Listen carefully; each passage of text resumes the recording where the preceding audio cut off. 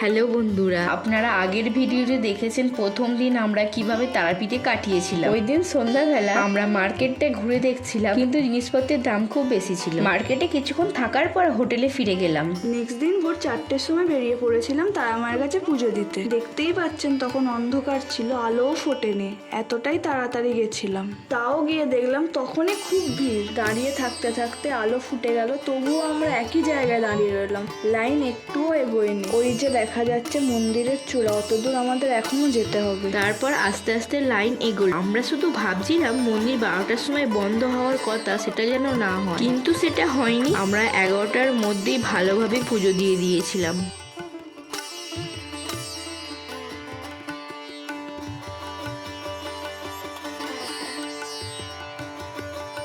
তারপর পুজো দিয়ে এসে বাড়ি যাওয়ার জন্য বেরিয়ে পড়লাম। খুবই ভালো কাটলো এই 2 দিন। টাটা বন্ধুরা।